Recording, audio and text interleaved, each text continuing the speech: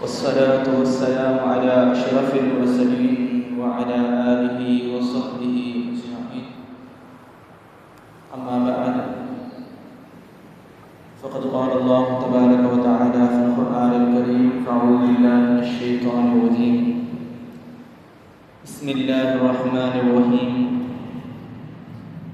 ولله على الناس حج البيت من استطاع إليه سبيلا. صدق الله العظيم. وقال نبينا محمد رسول الله صلى الله عليه وسلم: عمرة في رمضان كحجة معي، أو كما قال عليه الصلاة والسلام. سبحانك لا علم لنا إلا ما علمتنا إنك أنت العليم الحكيم. رب اشرح لي صدري ويسر لي أمري واحلل عقدة من لساني يفقهوا قولي. رضينا بالله ربا وبالإسلام دينا وبسيدنا محمد رسول الله صلى الله عليه وسلم نبيا ورسولا، وبشيخنا محي الدين عبد القادر الجيلاني رضي الله عنه شيخا ومرشدا. الصلاة والسلام عليك يا سيدي يا رسول الله. خذ بيدي قلت حيلتي أدركني مرادي يا رسول الله يا شفيع المذنبين. اللهم صل وسلم وبارك عليه يا سيدي سندي غوثي ويا مددي كلي ظهيرا على الأعداء بالمدد. مجير إرضي وخذ بيدي مدى مددي خليفة الله فينا محي الدين. புகழனைத்தும் ஏகவல்லவனாம் அல்லாஹ் ஒருவனுக்கே உரித்தாகுக. அவரின் சலாத்தும் சலாமும் நம் உயிரினும் மேலான உத்தம திருத்தூதர் ஹாத்தமுல் அம்பியா தாஹா ரசூலுல்லாஹி ஸல்லல்லாஹு அலைஹி வஸல்லம் அன்னவர்களின் மீதும், அன்னவர்களுடைய குடும்பத்தார்கள், அவருடைய சத்திய வழியை சற்றும் சிறுகாமல் பின்பற்றிய சத்திய சஹாபாக்கள், தாபிஈன்கள், தபு தாபிஈன்கள், நல்லவர்கள், நாதாக்கள், சுஹதாக்கள், வலிமார்கள், குறிப்பாக ஜும்மாவுடைய கடமையை நிறைவேற்றுவதற்காக வேண்டி முன்கூட்டிய வருகை தந்திருக்கும் நம் அனைவரின் மீதும் அல்லாஹ்வின் அன்பும் அருளும் என்றென்றும் வந்து சேரட்டுமாக. ஆமீன். சங்கைக்குரியவர்களே, நாம் இருக்கக்கூடிய இந்த ஜும்ஆ துல்ஹஜ் மாதத்துடைய முதல் ஜும்ஆவில் நாம் இருக்கிறோம். அல்லாஹ் தஆலா தியாகங்கள் நிறைந்த இந்த மாதத்தின் பொருட்டினாலும், புனித யௌமுல் ஜும்ஆ நன்னாளின் பொருட்டினாலும் அல்லாஹ் தஆலா நம்முடைய நாட்டு தேட்டங்களை, நம்முடைய ஹாஜத்துகளை, நம்முடைய தேவைகள் அனைத்தையும் நிறைவேற்றி தந்திடுவானாக. நமக்கு வரக்கூடிய நோய் நொடிகள், பலாய் முசீபத்துகள், ஆபத்துகள், விபத்துகள், கண்ணீர்கள், பொறாமைக்காரர்களுடைய பொறாமை பார்வைகள், எதிரிகளுடைய சூழ்ச்சிகள் அனைத்தை விட்டும் அல்லாஹ் தஆலா நம்மையும் நம்முடைய சந்ததிகளையும் நம்முடைய குடும்பத்தார்களையும் பாதுகாத்திடுவானாக. நாம் செய்கிற எல்லா நல்ல காரியங்களையும், நல்ல அமல்களையும் அவனுடைய மேலான கருணையை கொண்டு அதை பரிபூர்ணமான முறையில் கபூல் செய்வானாக. சங்கைக்குரியவர்களே, ஹஜ்ஜுடைய காலம், அந்த காலத்தில் ஹாஜிகள் என்ன செய்ய வேண்டும், ஹாஜிகள் அவர்களுடைய சிறப்பு என்ன, ஒரு அமலை செய்ய போகும் பொழுது அதற்கான சிறப்புகளை சொல்லி அதை ஆர்வப்படுத்துவது வழக்கம். ஆனால் பாக்கியம் பெற்றவர்கள் ஹஜ்ஜுக்கு சென்றிருக்கிறார்கள். அந்த காலங்களில் ஹஜ்ஜுக்கு செல்ல முடியாத நாம் என்னவெல்லாம் செய்யலாம், எந்த அமல்களின் மூலமாக ஹஜ்ஜுடைய நன்மைகளை நாம் பெற்றுக்கொள்ளலாம் என்கிற விஷயங்களை நாம் கடந்த வாரம் தொடங்கினோம். அதில் 10 விஷயங்களை பேசுவதாக சொல்லியிருந்தேன். ஒரே ஒரு விஷயம் மட்டும் பேசி முடிக்கப்பட்டிருக்கிறது. அது பெற்றோர்களை பேணி அவர்களுடைய துஆவை பெறுவது. அதைவிட சில விஷயங்களை நாம் முற்படுத்தி சொல்ல வேண்டும். நாம் ஹஜ்ஜு செய்ய வேண்டும் என்கிற ஆசை நமக்குள் வர வேண்டும். அந்த ஆசை, ஆர்வம் இருக்கிறது. அந்த ஆர்வத்திற்கும் கூட அல்லாஹ் தஆலா கூலியை தருகிறார். ரசூலுல்லாஹி ஸல்லல்லாஹு அலைஹி வஸல்லம் அவர்கள் இப்படி ஒரு செய்தியை சொல்லுவாங்க. நாளை மறுமையில் சில மனிதர்கள் கூலி கொடுக்கப்படும் பொழுது சிலருக்கு செய்யாத விஷயங்களை எல்லாம் கூலியாக கொடுக்கப்பட்டிருக்கும். அவர்கள் இறைவனிடத்தில் முறையிடுவார்கள், யா அல்லாஹ், நாங்கள் இந்த அமல்களை எல்லாம் செய்யவே இல்லையே, எதனால் இது கிடைத்தது என்று அவர்கள் கேட்கும் பொழுது குறிப்பாக சிலருக்கு ஹஜ்ஜுடைய நன்மைகளை கொடுக்கப்பட்டிருக்கும்.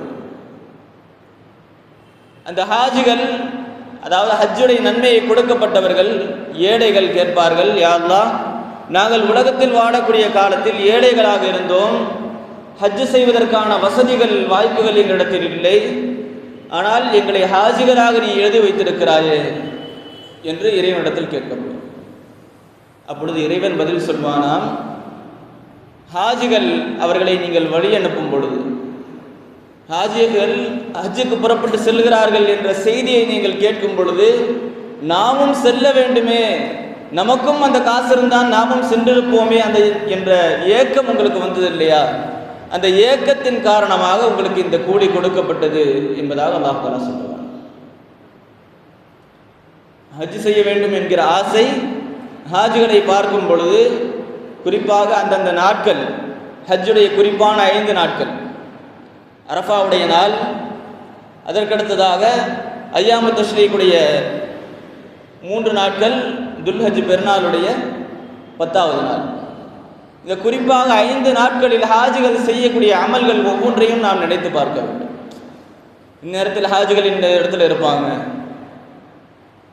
நம்ம ஹஜ்ஜுக்கு போயிருந்தா அங்கே இருந்திருக்கலாம், இந்நேரம் அரஃபாவில் தங்கியிருப்பாங்க, இந்நேரம் அவங்க அங்கே குர்பானை கொடுத்துருப்பாங்க என்ற ஒவ்வொரு விஷயத்தையும் நாம் நினைத்து நாம் செய்ய முடியவில்லையே என்ற ஏக்கம் உண்மையில் நமக்கு வருமானால், அதற்கும் அல்லாஹ் தஆலா ஹஜ்ஜுடைய கூலியை கொடுக்கிறான், ஹஜ்ஜில் அமல் செய்த கூலியை கொடுக்கிறான்.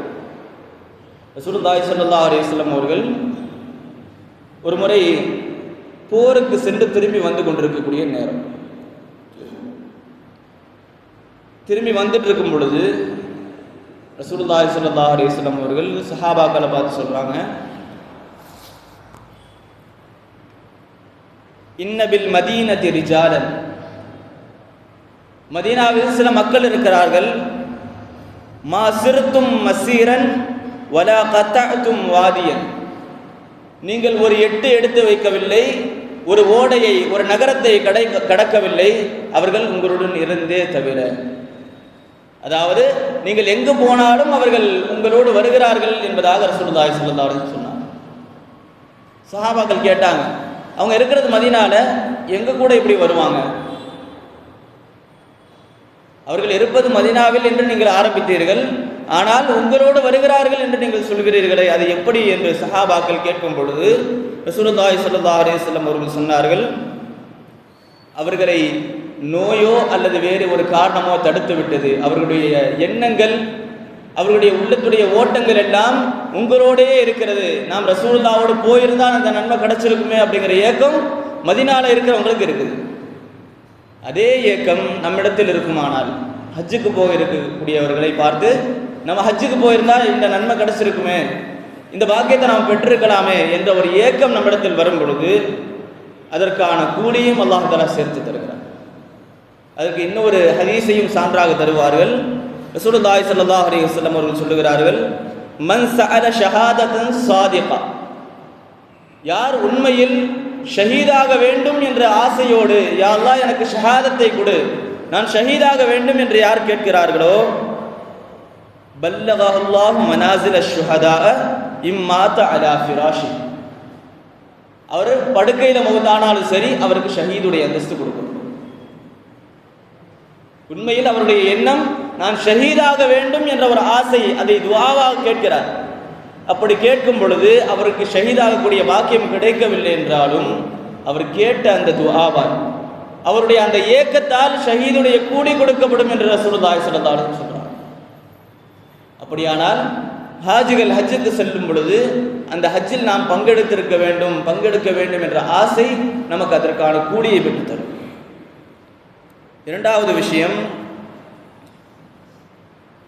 தொழுகையில், அதாவது ஃபர்தான தொழுகையில் பேணிக்கையாக இருக்கும்.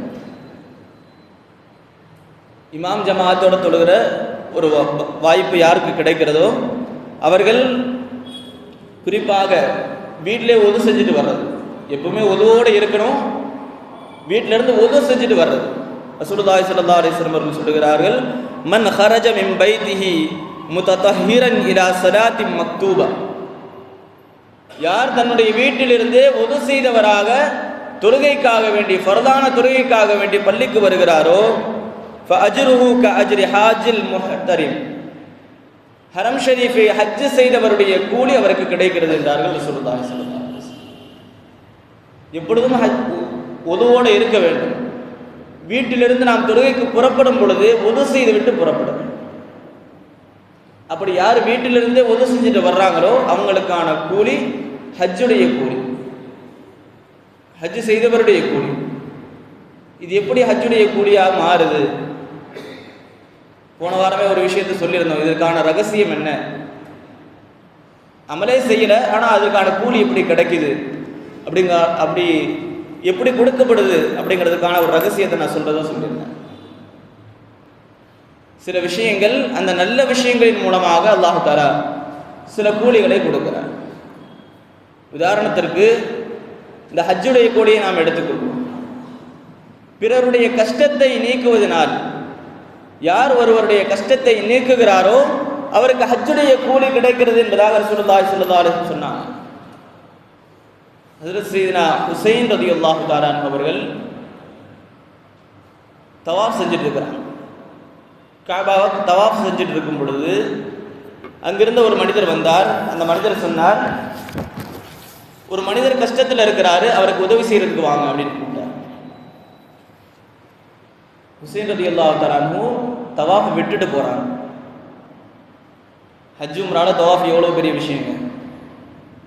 அந்த தவாஃபை விட்டுட்டு ஹுசைன் ரலியல்லாஹு தஆலா அன்ஹு உதவி செய்யறதுக்கு போறாங்க.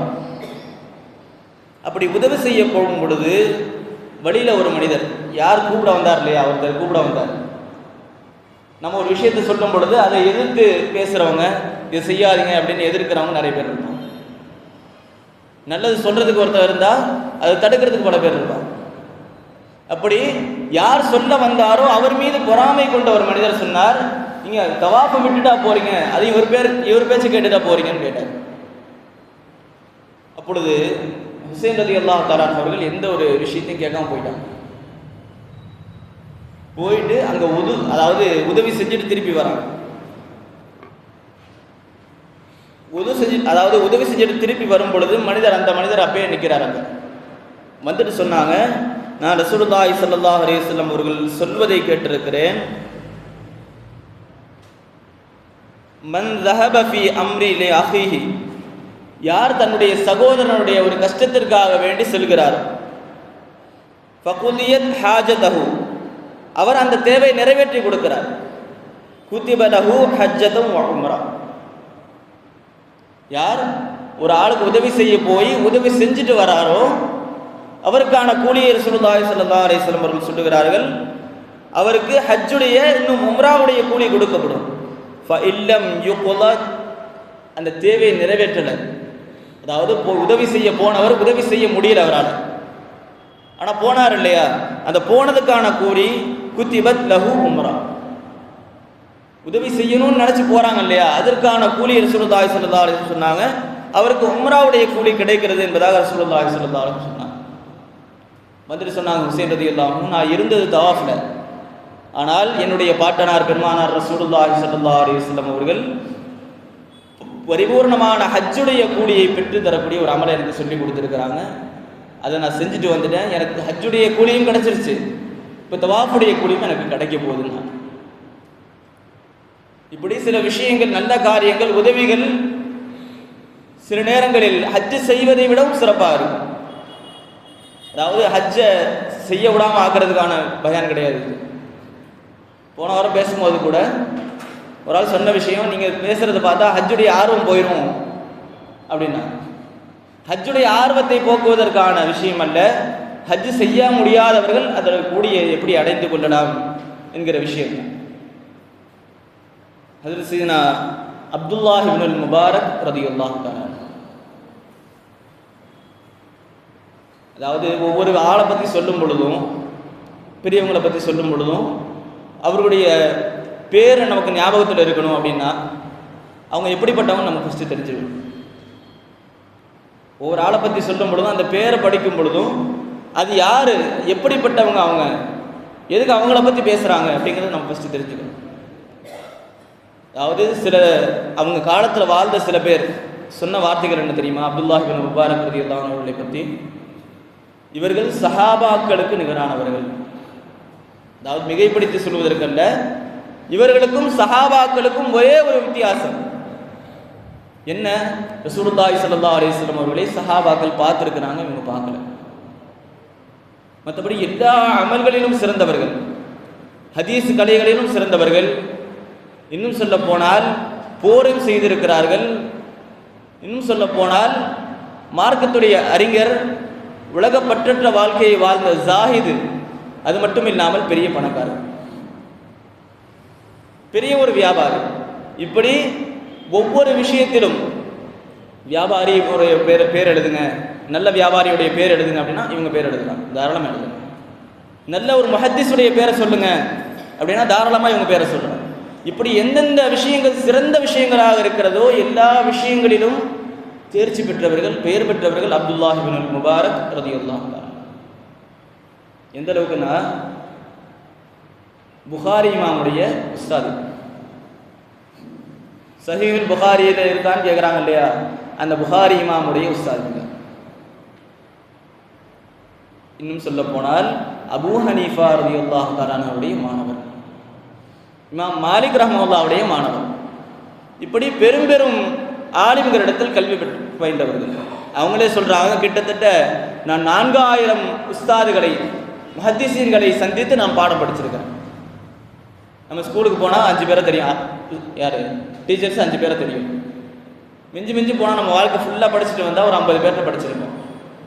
ஆனால் இவங்க சொல்கிறாங்க, நான் பாடம் படித்தது மட்டும் 4000 பேர்கிட்ட, அதில் 1000 பேரிடத்துலேருந்து கற்ற கல்வியை மட்டுமே நான் அந்த உலகத்துக்கு சொல்லியிருக்கேன். நான் அவ்வளோ பெரிய ஆள். இவங்களை பற்றி பேசணும்னா தனி ஒரு தலைப்பெடுத்து பேசலாம். இன்னும் சொல்ல போனால் இவர்கள் செய்த ஹஜ்ஜை பற்றி பேச வேண்டும் என்றால் அதுக்கு தனி தலைப்பெடுத்து பேசலாம். ஒவ்வொரு ஆலிம்களை பற்றியும் சின்ன சின்ன குறிப்புகள் சொல்லுவாங்க. இமாம் ஸஹபி ரஹ்மத்துல்லாஹி அவர்கள் சியாரு ஆலாமுன் நுபலான் கிதாப் எழுதியிருக்கிறாங்க. அதில் ஒவ்வொரு ஆளை பற்றியும் 2 பக்கம் எழுதுவாங்க, அவ்வளோதான். ஆனால் இவர்களை பற்றி மற்றும் 500க்கும் மேற்பட்ட பக்கங்களை கொண்ட கிதாப், தனி கிதாப் எழுதியிருக்கிறார். அப்படிப்பட்ட சிறந்த ஒரு மாமேதை, சிறந்த ஒரு ஆரிஃபும் கூட, உலக பாக்கியங்கள் மறுமை பாக்கியங்கள் அனைத்தையும் பெற்றவர்கள். இவர்கள் ஆரம்ப காலத்தில் ஹஜ்ஜு செய்ய புறப்படும் பொழுது, இந்த செய்தி பல கிதாபுகளில் பதிவு செய்யப்பட்டிருக்கிறது. ஆரம்ப காலத்தில் ஹஜ்ஜுக்கு புறப்படும் பொழுது இவங்க சொல்றாங்க, நான் எங்களுடைய ஊர், அந்த ஊர்லேருந்து பகதாதுக்கு போய் அங்கேருந்து வழி அனுப்பணும். ஹஜ்ஜுக்கு வழி அனுப்புகிறாங்க இல்லையா, அப்படி வழி அனுப்புறதுக்கு நான் போனேன். அப்படி போகும் பொழுது அந்த வருஷம் நான் ஹஜ்ஜு செய்ய வேண்டிய வருஷம், காசு வச்சுருந்தேன். சரி, முன்னாடி போகிறவங்கள, முன்னாடி ஃப்ளைட்டில் போகிறவங்கள அனுப்பி விட்றாங்க இல்லையா, அப்படி பயணத்துக்கு அனுப்பிவிட போயிருந்தேன். அனுப்பி விட்டுட்டு திருப்பி வரும் பொழுது வருகிற வழியில் நான் ஒரு நிகழ்வை பார்த்தேன். அந்த நிகழ்வு என்னுடைய கண்களை குளமாக்கி விட்டது. சொல்லப்போனால் அந்த நிகழ்வு என்னுடைய ஹஜ்ஜையும் தடுத்து விட்டது என்பதாக எழுதுகிறார். வர்ற வழியில் இரவு நேரத்தில் தங்குறதுக்கு ஒரு இடத்துல ஒதுங்குறான். அப்படி ஒதுங்கி இருக்கும் பொழுது நான் ஒரு பெண்மணியை பார்த்தேன். இருட்டான நேரத்தில் ஒரு செத்த சவம், கிதாபுகளில் வேறு வேறு மாதிரி எழுதுகிறாங்க, சின்ன ஒரு பறவை என்பதாகவோ அல்லது கோழி, செத்து போன கோழி இருக்கும் இல்லையா, கடையில் செத்து போயிருந்தா தூக்கி போடுறவங்க இருப்பாங்க, இல்லைன்னா அதை அறுத்து கொடுக்குறவங்க இருக்கிறாங்க. அப்படி செத்து போன பிராணி நமக்கு ஹராம். அந்த ஹராமான பிராணியை ஒரு பெண்மணி எடுத்து ஒழிச்சு கொண்டு போகிறாங்க. எது கொண்டு போவாங்க? சாப்பிட்றதுக்கு. சரி, எங்கே ஹராம சாப்பிட்ற போகிறாங்க அப்படின்னு சொல்லி நான் பின்னாடி போனேன். பின்னாடியே போனால் ஒரு வீட்டுக்குள்ளே அவங்க போகிறாங்க. உள்ளே போன உடனே சத்தம், பெண் குழந்தைகளுடைய சத்தம். என்ன பேசிகிட்டு இருக்கிறாங்க அப்படின்னா, எனக்கு கிடைச்சது இதுதான், இதை வச்சு நம்ம சாப்பிட்டுக்குவோம். இதை விட ஹலாலாக நான் எதையும் சம்பாதிக்க முடியல அப்படின்னு சொல்லி பேசிட்டு இருக்கிறாங்க. உள்ள 4 பெண் குழந்தைகள் இருக்கிறாங்க.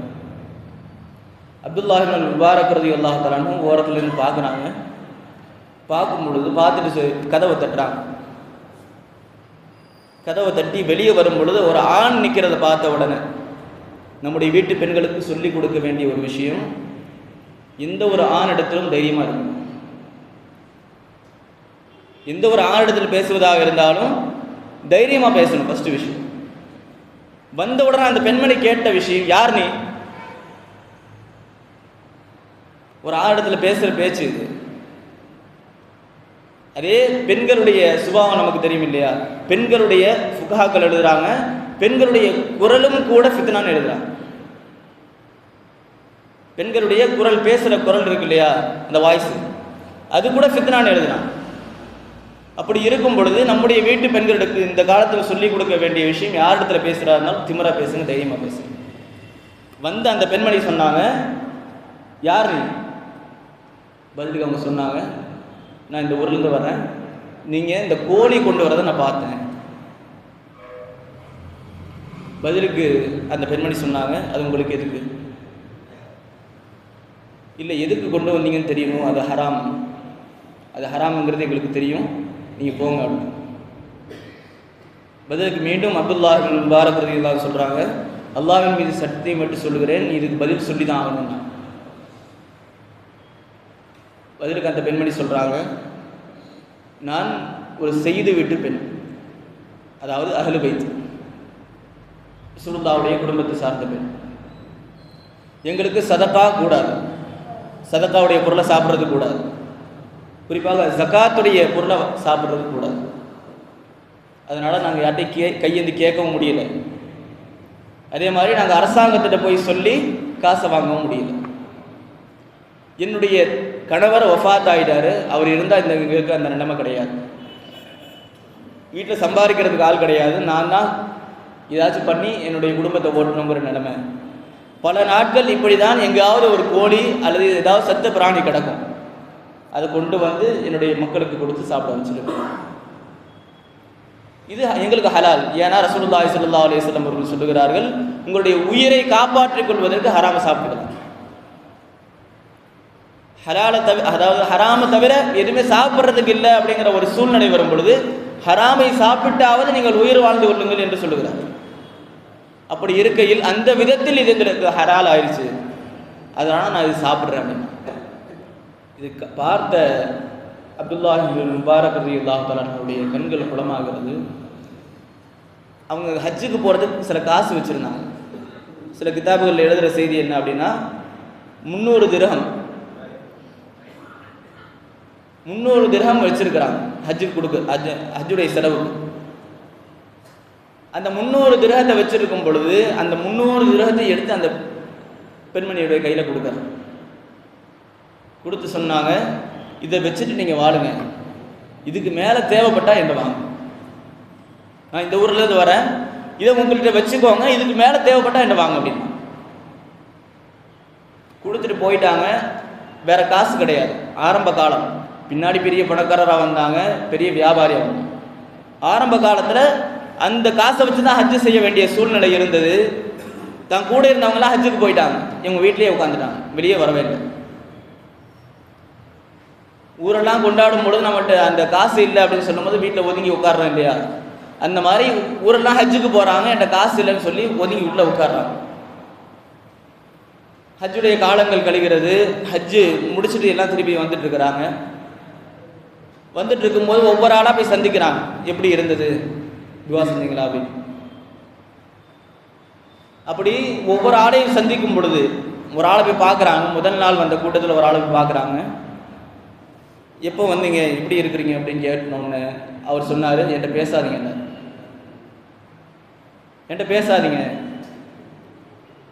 ஏன் பேசக்கூடாது அப்படின்னு கேட்கும் பொழுது, ஹஜ்ஜில் இந்த இடத்துல மினால வச்சு உங்களை பார்த்தேன், நீங்கள் பார்த்தும் பார்க்காத மாதிரி போயிட்டு இருந்தீங்களே, என்ன விஷயம்? நான் திருப்பி திருப்பி கூப்பிட்டுட்டு இருந்தேன், நீங்கள் திருப்பி கூட பார்க்கலையே. இவருக்கு ஆச்சரியம், எங்கே நம்ம போகவே இல்லையா, இங்கே தானே இருக்கிறோம், இவர் இப்படி சொல்கிறாரு, சரி சொன்னால் ஃபித்னாவாயிரும் அப்படின்னு அமைதியாக இருக்கிறாங்க. 2வது நாள் ஒரு கூட்டம் வருகிறது.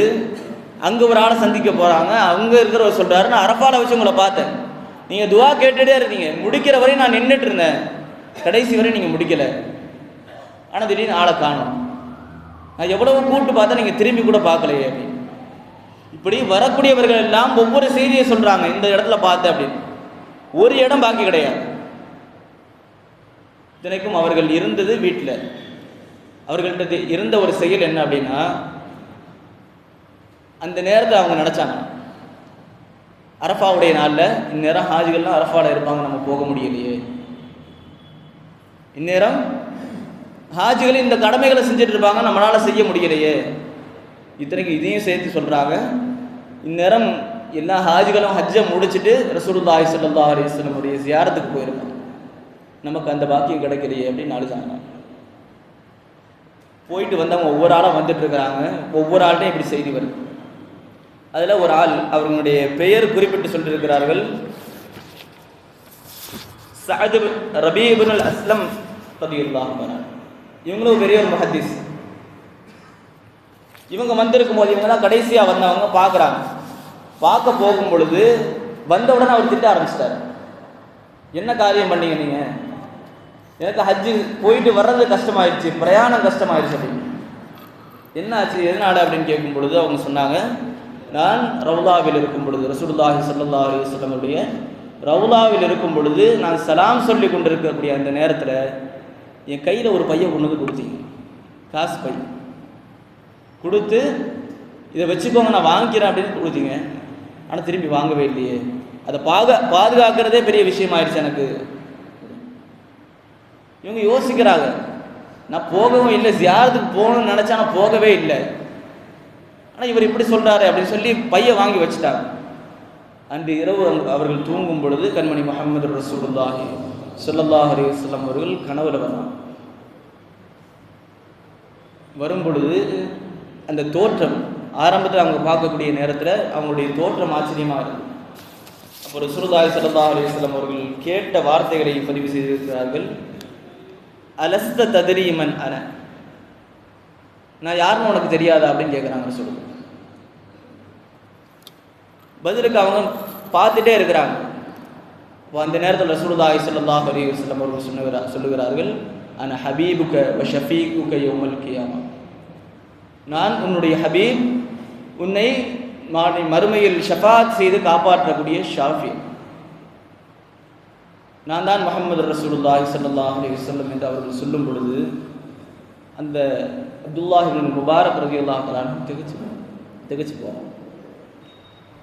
அப்போ அந்த நேரத்தில் ரசூலுல்லாஹி ஸல்லல்லாஹு அலைஹி வஸல்லம் அவர்கள் சொல்லுகிறார்கள், லக்கத் அக்ரமக்கல்லாஹு கமா அக்ரம்த உம்முல் பனாத் உம்முல் யதாமா, யதீமான குழந்தைகளையும் அவருடைய தாயையும் நீ எப்படி கண்ணியப்படுத்தினாயோ அதே போன்று அல்லாஹ் தஆலா உன்னையும் கண்ணியப்படுத்தினான்.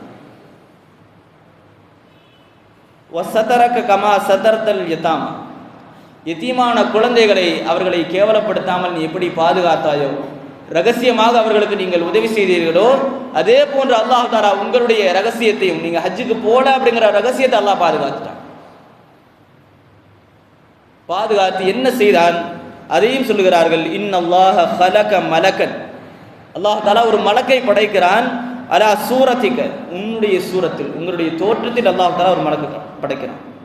கான யந்தகிலு மஅ அஹ்லில் பலதிக ஃபீ மனாசிகில் ஹஜ், ஹஜ்ஜுடைய ஒவ்வொரு அமலை செய்யும் பொழுதும் அந்த இடத்தில் அந்த மலக்கை கொண்டு வந்து உங்களுக்கு பதிலாக நிறுத்தினான். இப்போ புரியுதா, அவங்க பார்த்தது யார, அந்த மலக்குக்கு இவர் ஃப்ரெண்டுன்னு தெரியுமா, இவருக்கு கூட்டாளின்னு தெரியுமா, அந்த மலக்கு போயிட்டே இருக்கிறாங்க. இவர்கள் பார்த்தது எல்லாம் இந்த மலக்கை, இவர்கள் பேசியது கூட்டதெல்லாம் இந்த மலக்கை.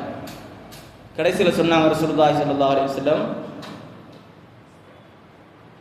ரபீ இப்னு அஸ்லம் ஒரு பையை கொடுத்தாங்க இல்லையா, அந்த பை நான் கொடுத்த பை தான்.